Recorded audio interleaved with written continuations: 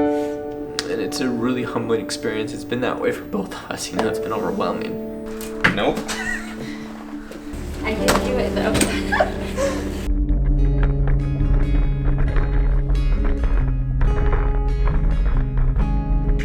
My name is Cesar Ibanez. I am a biology major here at byu-idaho.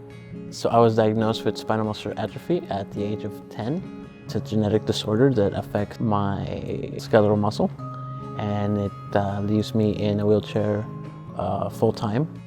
Because of that, I need assistance with anything and everything you would think of. You can't understand what it's like to be in a wheelchair without actually being in a wheelchair. Good morning, guys. Sorry to bother you again, but this time I had this little bit of an idea that I wanted to present to you guys. So a little while ago, I had this idea to really give students and others the opportunity to see what it's like to be in a wheelchair. I have an extra manual wheelchair that I'm not using. The idea is that you're in this chair for 3 days and use your legs as little as possible. And whatever obstacle they come across, the idea is for them to get around it or get through it without getting out of the chair. I get a lot of friends that say that, oh, I couldn't do what you're doing. And I just don't believe that. That is a mindset that is negative and closed. But in reality, if you were to try, you'll discover a whole different world. The reason I accepted the challenge is kind of unknown to me still. I sometimes just feel the impression when people invite me to do these things, and I don't really know why I'm saying yes, but I knew that I would get a lot out of it, that it would be a really, really eye-opening experience for me. He really got me thinking about him and about his situation, and so when he gave this challenge, I kind of felt like this would be the perfect opportunity for me to feel more of what it's like to be in his shoes. He said, oh, hey Marin, I'm doing this challenge, and I actually had been meaning to do it with another friend of mine for a few months. We just haven't been able to do it yet, so I thought it would be neat. There's already been, in just the 8 or 9 hours that I've been doing this, so many different things that I've noticed. My first goal idea was to give this challenge to students studying biology, the ones that are going to medical school or PT school. I want them to have the experience so that they can better empathize with their patients. And it's a really humbling experience. It's been that way for both of us, it's been overwhelming. It was tough because I had no idea where I was going. I didn't know where the room was, I didn't know where the elevators were, I didn't know which door I should enter into. So it was pretty rough. And it just kind of opened my eyes to think, wow, there are a lot of things that we take for granted that people in wheelchairs can't get to or can't access simply because the structure of the chair or things like that. You're always sitting. I had to have one of my roommates carry me into the bathroom because the chair doesn't fit.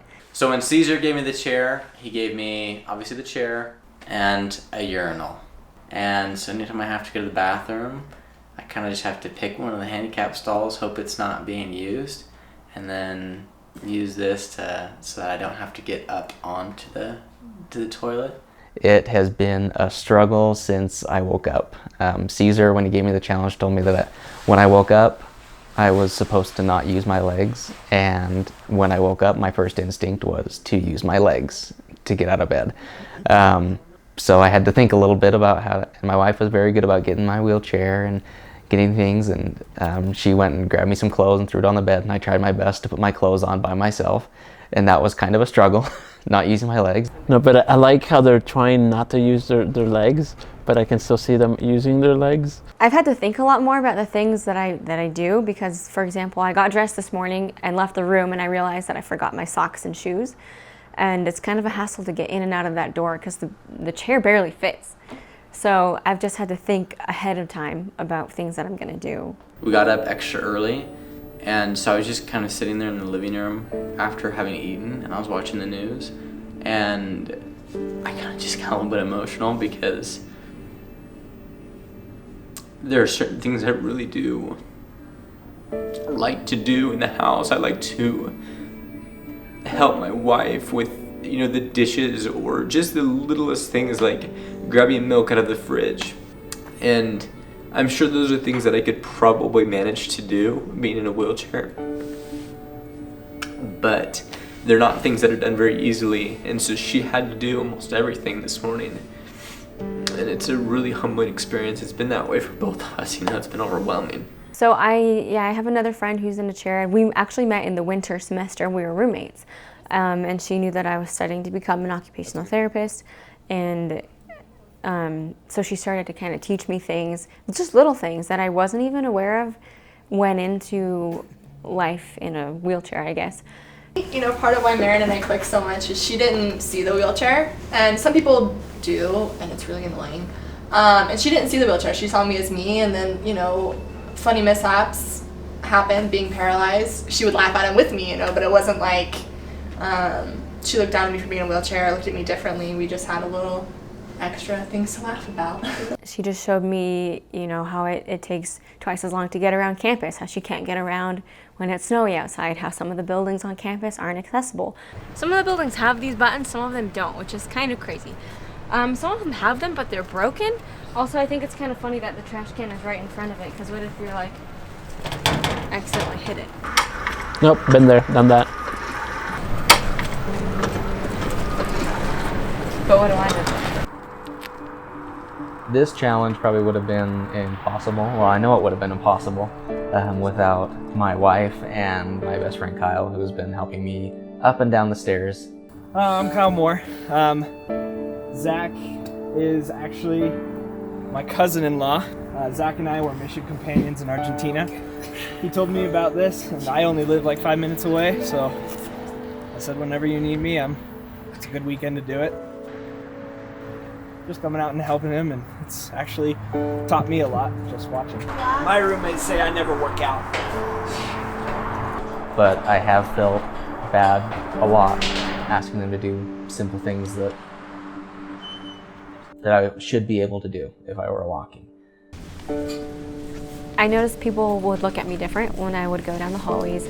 A lot of times just walking down the hallway, people don't really look up, they don't really pay attention to you, but since being in the chair, they kind of take a second look at you, But not everyone is capable of noticing the way people look at you and stare at you, and you can't help but notice a kind of a sense of inferiority that you feel from other people.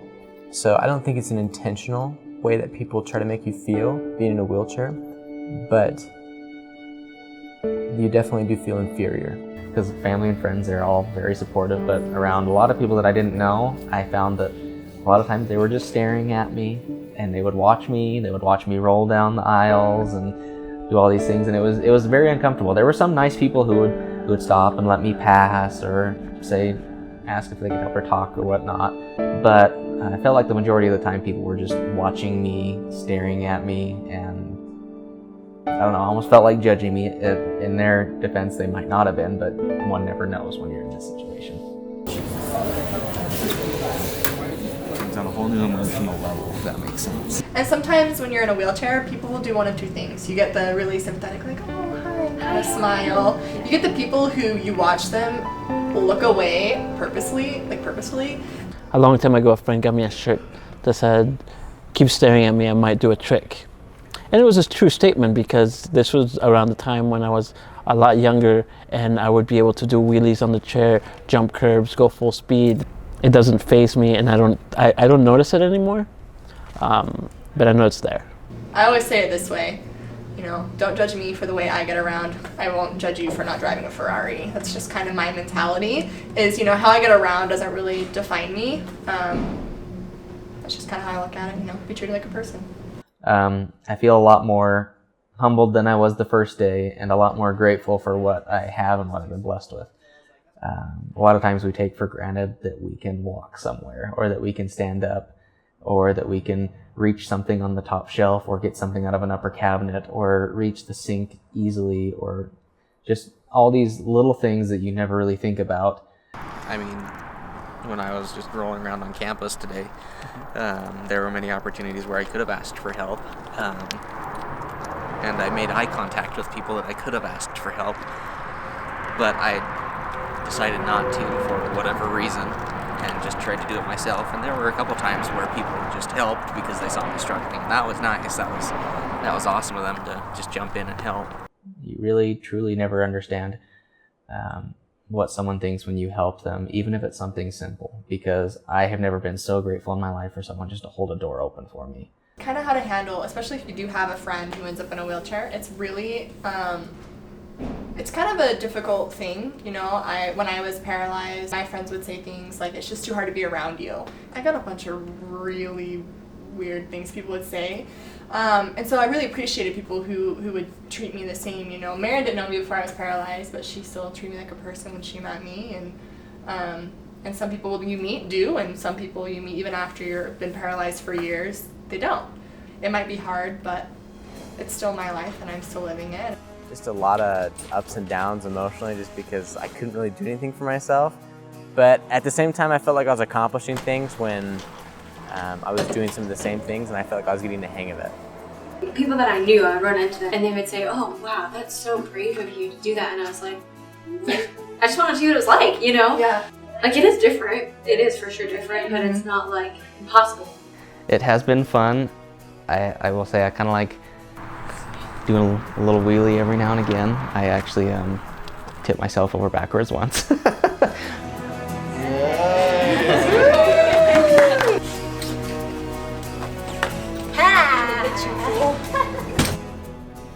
If I wanted people to take away one thing from this video or from this experience, I think it would just be to not be afraid to interact like a normal person with somebody who's in a chair. I would say, if you have the opportunity to do it, then do it. And know that you can do it. And I know that Caesar was not trying to punish me as he gave me this challenge. He wasn't doing it spitefully. Rather, he did this as an act of love to try to allow me to open up my eyes and see how much inner strength I do have, and to know that I can overcome tough challenges. So a lot of people see a disability as a curse, as a hindrance, as something negative. And but for me, I've learned to see it more of a superpower. And to me, this has been my superpower.